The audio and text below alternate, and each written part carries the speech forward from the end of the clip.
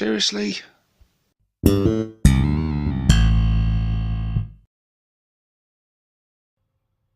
Hey guys, and welcome to another Orc Tactics video with myself, 6+ Stevo. In this one, we're taking a look at these guys, the Meganobz. They come in at 65 points for a unit of 2. We'll talk about that a little bit more in a moment. But first of all, let's go over their stats. So, they have a movement of 5. So they're a little bit slower than your average Orc. Due to the heavy armor. They have a toughness of 6, which is really nice. A 2+ save, which is also really nice. They have 3 wounds each. Leadership 7+, and an objective control of 1. So straight away from the stat line, you can see that this is a really hardy unit. 3 wounds is lovely. The 2+ save is lovely, and that toughness 6 is really nice. So yeah, even though they are a little bit on the slow side, but not by much. In previous editions, they had a movement of 4 inches, which was painfully slow. So yeah, now just having a movement of 5, they're just 1 inch slower than your average Orc. But yeah, really hardy with that high toughness, high armor save, 3 wounds each. It is going to be tough to churn through these guys, even if they are in a small, oddly sized unit of 2. They come equipped with a custom shooter and power claws, but they can change those weapons. And let's flip over to that a moment, because I want to talk about... Now, with GW doing the whole you can use what's in the box, at least when it suits them, they are incredibly inconsistent with that ruling. They've really sort of gone to town with it here, because the unit of Meganobz, the box of Meganobz, when you buy them, it comes with the parts in there to be able to make a big mech with in Mega Armor as well. And if you only buy 1 box of these and you do decide to build the big mech in Mega Armor, you're just left with 2 Meganobz, which in the past has been useless unless you buy another box. So I mean, I do like the fact that they've allowed that option that you can just have a unit of 2. You know, it's going to work quite well if you do use the big mech in Mega Armor and then you just want a bodyguard with it. So, you know, you buy the box and you get a usable unit in there, which is really good. But yeah, the unit composition, they can go from up to 6 Meganobz. So that's a little bit disappointing, because in the past we've been able to go up to 10, which it would be really nice to have a big, you know, especially in large points games, have a big chunking unit of 10 of these gits. So yeah, only being able to have 6 is a bit of a shame. But as we will see as we go through this video, I think a unit of 10 of these, gee, that would be hard to shift, because these guys can be buffed in a variety of ways to make them really hard to shift off the table. I think you're going to be hard pushed to find a more resilient unit in our entire faction, actually. And they have multiple war gear options and some very odd ones as well. So they all come equipped with the custom shooter and power claw, and any of them can change that loadout for any of the following. They can change it for a combi weapon and a power claw, or they can change it for a combi weapon and a kill saw, or they can keep their custom shooter and swap the power claw out for a kill saw, or they can have the twin kill saws, or very oddly, and this is a new one, they can have 1 kill saw and 1 power claw. So yeah, they've got quite a lot of options there. I really like the fact that they can now, they've got some options that they've never had before. The obvious one being having 1 kill saw and 1 power claw, and the other one being able to have the kill saw as well as a gun. I think before, if I remember correctly, you could either have like the gun and the claw, or you could have twin kill saws. That was kind of your options. So let's take a look at the statistics of these weapons. The combi weapon, we went over that when we looked at the regular knobs video. It's exactly the same here. Anti-infantry 4+, so you're getting those critical hits on the 4s. You've got devastating wounds, which is really, really nice. And you've got rapid fire 1. Combi weapons, they are good for throwing out some mortal wounds, but there are other units and other guns in the army that are just far, far better. I think it's going to be situational. I think if you're against stuff that is got particularly high armor, high toughness, is really, really hard to wound, then anything that gives you the option to throw out some mortal wounds is going to be welcome. And if you roll well and you're within range to get that rapid fire, so you're doubling up on your shots, I think they could be good fun to use. I just don't see them as being highly competitive.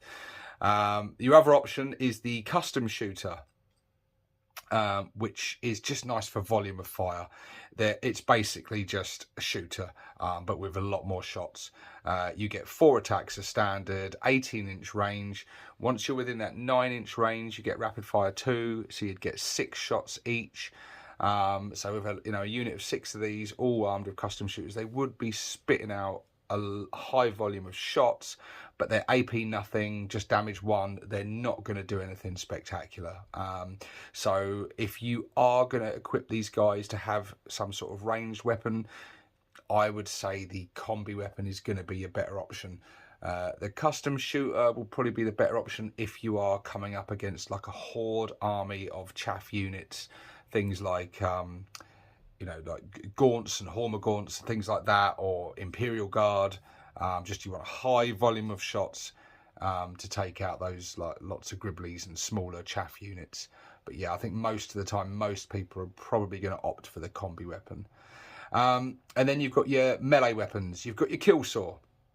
You get just 2 attacks, hitting on 4s, strength 12, lovely jubbly, and a beautiful AP of -3 with a flat 2 damage. And then your power claw, you get an extra attack, weaker strength and weaker AP, the same 2 damage. So you got your options there between the kill saw and the power claw. Do you want 3 attacks and slightly weaker, or do you want 2 attacks and have a lot more power?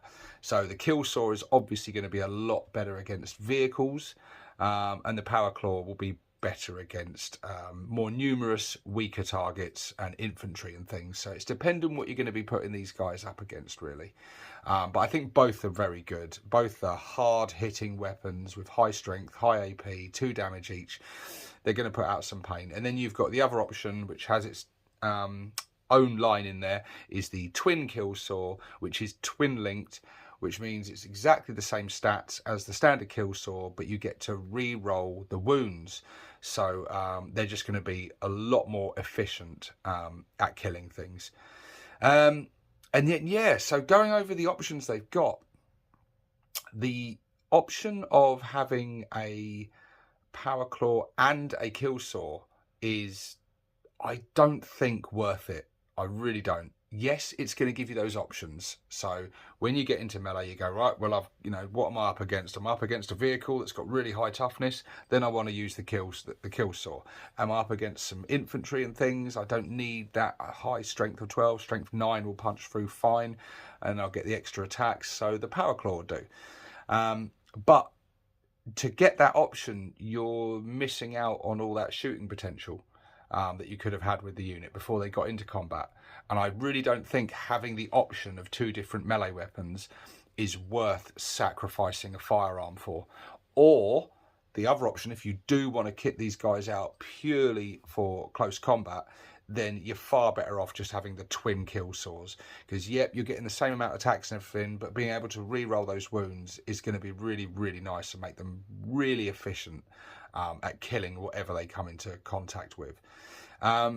Personally, I think I would kit these guys out with, for me, I would go for kitting them out with combi weapons and either kill saws or power claws. I think both are pretty much just as good as each other. It's just depends on the targets and what your preference are. But I do like the fact that you can have a gun and a kill saw now. That's really nice. So yeah, they've they've got a lot of options here, which is really, really good. I banged on about it in the Knobs video, and I'll bang on about it again. I'm still really disappointed that the combi weapons have just been rolled into a generic weapon rather than having a combi Scorcher and a combi Rocket. I really hope GW revert to that when we get our codex, because I think they've tried to tick all the boxes with these combi weapons. I think they've got a few too many special rules. They're a bit clunky. They interact clumsily with other special rules that you can get from joining characters and things with them. And I just think they'd be far better off separating them out to combi flamers and combi rockets again. Yeah, I think that would be wise if they did that. Because a flamer and a rocket is very, very different type of weapons. So yeah, like I said, I'm also quite disappointed that we can't have units of 10 anymore, but I think units of 6 are going to be sufficient for staying on the table, because these are incredibly hardy.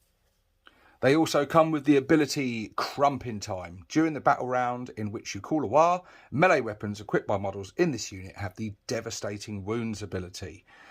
So yeah, these guys do some serious crumping during the war. Absolutely fantastic. So the kill swords and the power claws are already very powerful, very high strength, good AP, high damage, but now they're going to be throwing out some mortal wounds. So yeah, during a war, you do not want to tangle with these guys. They also come with the keywords infantry, grenades, and Meganobz. So yeah, I'm impressed. I am very, very impressed. Yes, they are expensive, but I think that expense is justified, because they are incredibly hardy. And we can make them even better because we can add characters to them. One character we can add to them is this guy, the War Boss in Mega Armor. A miniature I really, really like. I think this is a cracking miniature. He's big, imposing, and yeah, absolutely awesome. And he's slightly different to the regular War Boss. Obviously, he comes with the Mega Armor. He's a bit more of a sort of, rather than volume of attacks and the sort of on the aggressive side, he's more tough and resilient. He can still throw out a lot of attacks, but we won't get into all that because we'll do that when we go over his card properly. What we want to see right now is what abilities he grants the unit. He grants the Might is Right. While this model is leading a unit, each time a model in that unit makes a melee attack, add 1 to the hit roll. So now all your Meganobz in melee are hitting on 3+ instead of 4+, and that's going to make them far more efficient. Yeah, hitting on 4s in combat, it has a massive impact on the amount of successful hits you get. It really, really does. Hitting on 3+ just makes them so much better and so much more killy. So that is a really nice ability to have. And then the Dead Ard doesn't affect the rest of the unit. That just affects him. So yeah, +1 to hit in combat when this guy's with them. Really, really nice. Your other option, and in my opinion, the far better option, is this fella, the Big Mech in Mega Armor. This guy does some beautiful things to this unit. So he does the More Daka. While this model is leading a unit, each time a model in that unit makes a ranged attack, re-roll a hit roll of 1. So that's really nice. Just like all the other Big Mechs do to their units, yet makes them more effective at shooting. Very, very nice. But his true strength is how he adds resilience to this unit. With his other abilities, fix that armor up. While this model is leading a unit, in your command phase, you can return 1 destroyed bodyguard model to that unit. So you don't have to roll for that. There's nothing, it's not like, you know, on a 4+ you get it back, or you have to spend a CP or do something. No, just every command phase, if he's there, yep, one of your Meganobz that got killed is back in the unit. That's just,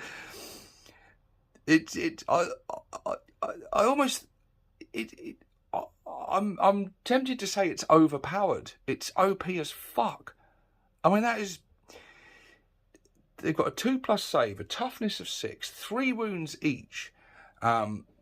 You know, your opponent, if he's managed to kill off a few of the Meganobz, he's going to have put some work in doing that. And then just to see one of them go, yeah, just put one back because he's fixed them up. Yeah, that's that's brutal. And it gets worse, because if you've equipped this guy with a custom force field, then they'll get a 4+ invuln save against ranged attacks, making them even more resilient. And then also on top of that, if you've got a Grot Oiler, once per battle at the end of your movement phase, one model in the bearer's unit regains D3 lost wounds. So he basically acts like a pain boy, which is just so yeah, like once per battle they can regain lost wounds. They're all getting a 4+ invuln save from ranged attacks. They're returning 1 Meganob per command phase, and they're re-rolling hit rolls of 1. So yeah, I would suggest to all my viewers, enjoy this moment while it lasts, because I think like if there's any sort of slightly broken synergy in the thing, I think we found it here. Because I mean, it just sounds too damn good to me. I mean, it's awesome, it's beautiful. I can't wait to try it out on the tabletop and make my opponent absolutely hate me.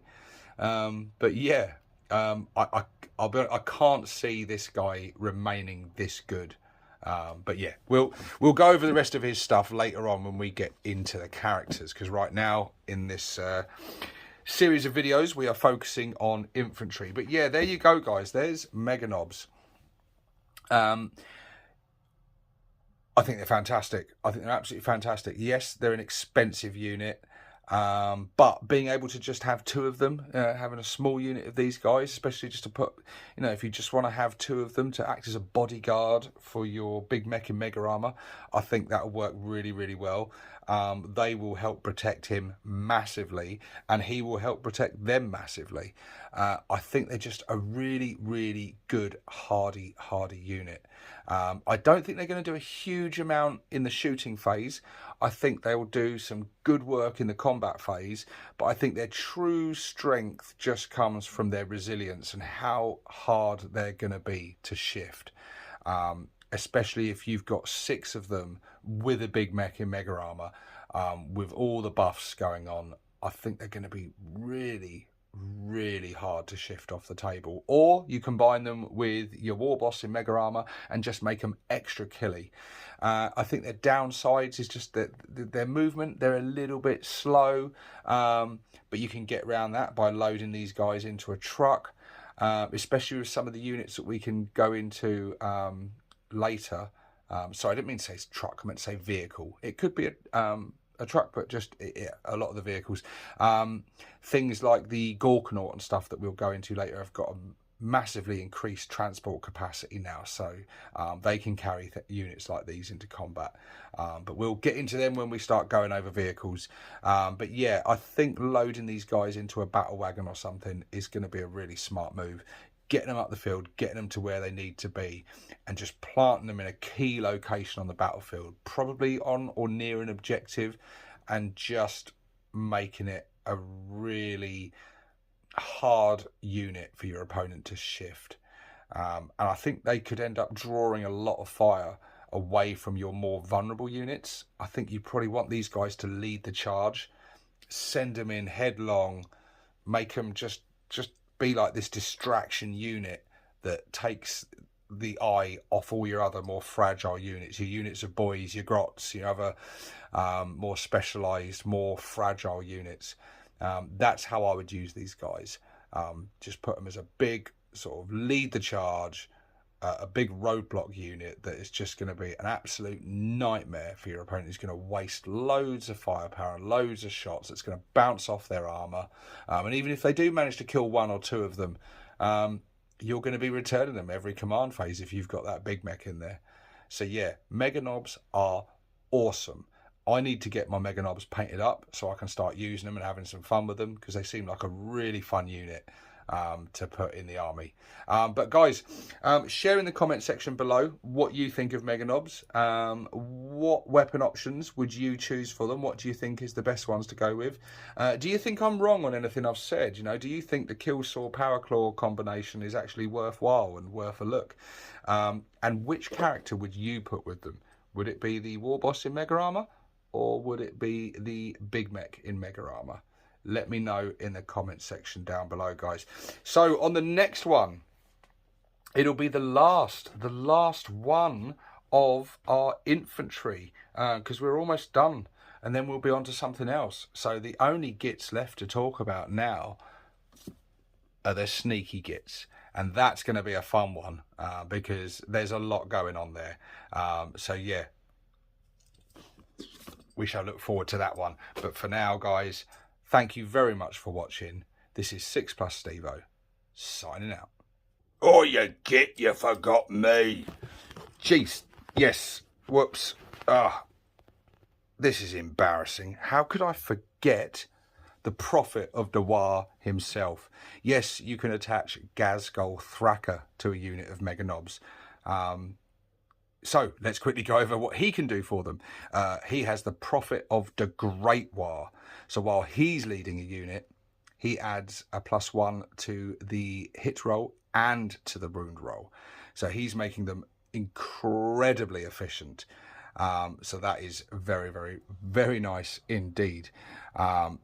And also he has Ghazghkull's War Banner, an aura ability. So while a friendly Orks unit is within 12 inches of Makari, if you have called a War, this battle round, melee weapons equipped by models in that unit have the lethal hits ability. So yeah, Ghazghkull Thraka with Makari, very, very nice indeed. Personally, I still rate the Big Mech in Mega Armor more. But I think if you're going out for more killy potential, then he's definitely worthwhile putting with them. You have to bear in mind, though, that Ghazghkull Thraka is quite expensive. So, yeah, if you're using him, having a bodyguard of Gazzy's bully boys around him is really fluffy and really nice. Being able to get the lethal hits, very, very nice indeed. Add 1 to the hit roll and 1 to the wound roll. Really, really nice. So yeah, Ghazghkull is definitely worth a look.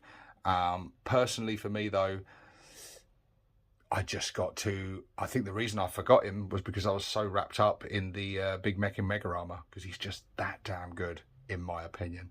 But yeah, anyway guys, thank you very much for watching, and for real this time, this is 6+ Stevo, signing out.